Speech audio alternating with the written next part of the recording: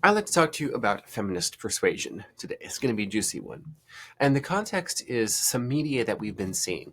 Now, you're probably seeing how the new Indiana Jones game is in the news. Lots of people are going, oh no, not again, right? Because the uh, ill advised Indiana Jones 5 film, the female lead, to put it bluntly, was yet another Mary Sue, where like this character is perfect at everything and is the moral authority and has the moral high ground, and the masculine counterpart to her is the uninitiated oafish character. Not a surprise. This is what they do. You might recall how it was 2 years ago where I became, let's say, niche famous because of the Mary Sue thread that I wrote, that I published, and it received 13 million views, I believe, by this point. And it was the number one story on social media the first weekend of 2022. And there was all manner of beautiful hit pieces about me, excuse me, about my work, my profession. It was bonkers, and it was a lot of fun. If I published it now, though, I don't know that it would be so controversial, because it seems like all but institutional creators are aware of the problem of the Mary Sue trope, which is that there is this female character who is the perfect second wave feminist. Anything a man can do, she can do better, right? Think this is Captain Marvel. This is Toy Story 4's Bo Peep. This is Rey Skywalker from the Star Wars anti-fan film series, the sequel trilogy. This is the Rings of Power Galadriel character. We also saw this with the Acolyte from Star Wars, one of the lowest rated Star Wars content ever. In terms of artistry, worse than the Star Wars Holiday Special, which many of us have seen by this point. And it's difficult to top that, or perhaps bottom it. And then, of course, there's a new trailer out for the Snow White character, in which the evil queen actress, depends on who you ask, her name is pronounced either Gal Gadot or Gal Gadot, which is so fun because often in this world of persuasion, the way you choose to pronounce or mispronounce a word is a status signal. It is a tribal signifier. It is the bumper sticker of your brand, so to speak. And I know people who will mispronounce words on purpose.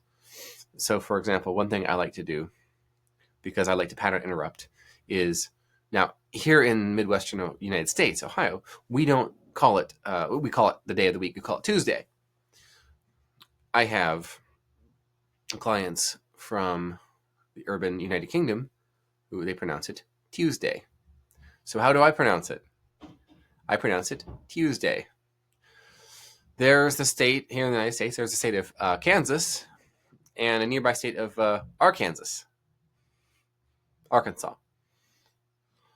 I once heard in the audiobook for one of Dale Carnegie's books, the state of Missouri, the audiobook narrator pronounced it Missouri.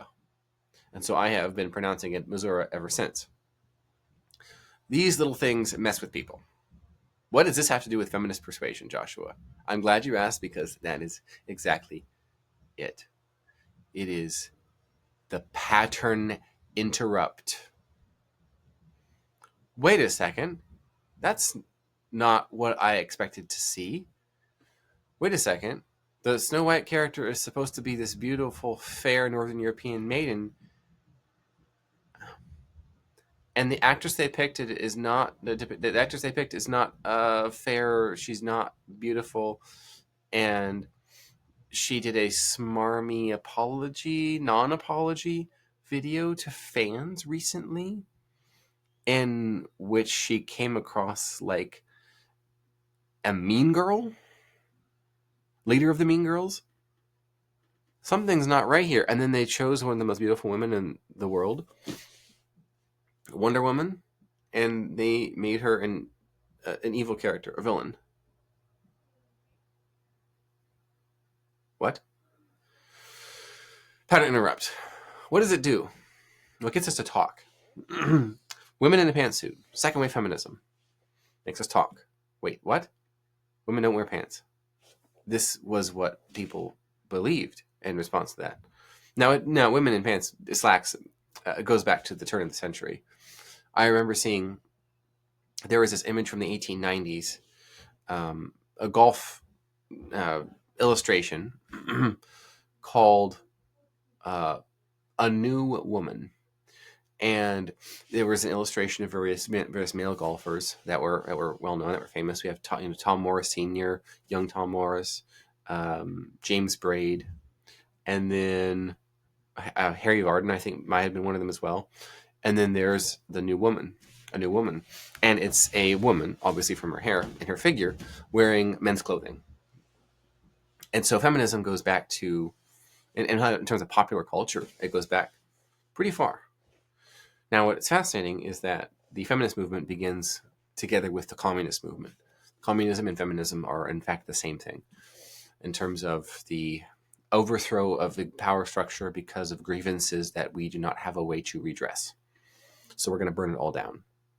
Understand that the Communist Manifesto was written in response to the actual abuses of human beings in the Industrial Revolution. It was not written in a vacuum. It was more than a wish list of resentment and envy, although it was that. But it was a description of how industrial liberalism had alienated families from each other, parents from children, and vice versa, and humans from the fruit of their labor, taking them out of the family, out of their family businesses, and sticking them in factories where they are cogs in the machine, building cogs in the machine. It sucked. And so why I believe feminist persuasion was so effective, first with first wave, then with second wave, it was with the pattern interrupt. And we still see that to this day, where a woman does things that, wait a second, what? Yes, it's the anything women can do better sort of attitude. The Teal Swan has some fantastic videos on this, and she's pointed out that the tragedies, the legitimate, true tragedies that occurred prior to the feminist movement, the pendulum has swung so far to the other way. The tragedies that the feminist movement caused, she has said, are just as bad, if not worse, than what triggered the feminist movement in the first place. But what brought about that movement was, or what made it noticeable, was pattern interrupt. Now, you might not know this, but one of the tactics of the first feminists, the first wave feminists, this is turn of the century into the this is like the late 19s, right? About that 25-year period from Wyoming being the first state to grant women suffrage, unto the 19th Amendment, which made suffrage a national policy for women. A favorite tactic of feminist activists was the pattern interrupt of car bombs, fire bombs, targeted assassination attempts. So comparing first wave feminism now to fourth wave feminism, which effectively says, no, there are no such thing as men and women. The irony, right? So we went from, women are people too, just like men. The law should reflect that. That's first wave feminism. Second wave feminism is actually, no, men are better than women at these things. Third wave feminism is that men and women are completely equal in all the ways. You see a lot of millennials are third wave feminists, right? That's why so many millennial mothers are having a hard time coping, because they're supposed to believe that they can do it all and be it all, and that mothers and fathers are basically just parents, and that husbands and wives are effectively partners, and it's the same thing. Love is love. That sort of mentality. It's not true. It doesn't work, and our generation is realizing that.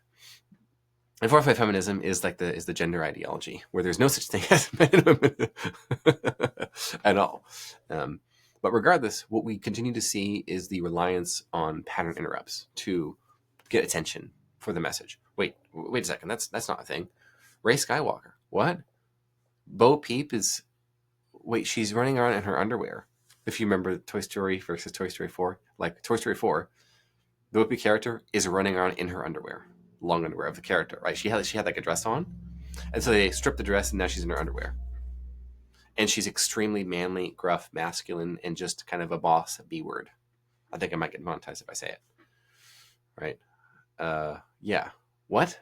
It has that pattern interrupt moment. So I think getting the attention for the message via pattern interrupt has worked really well for the feminist movement and any other organized group of people. If you want to create great change as well in your industry, your business, your community, your city, your country, in the law, under the law, among your clients, pattern interrupt. Make people go, wait, what? That is not all what I expected to see. I can do more videos on that. Let me know in the comments if you need any pointers on that. This is an interactive show, so let's interact.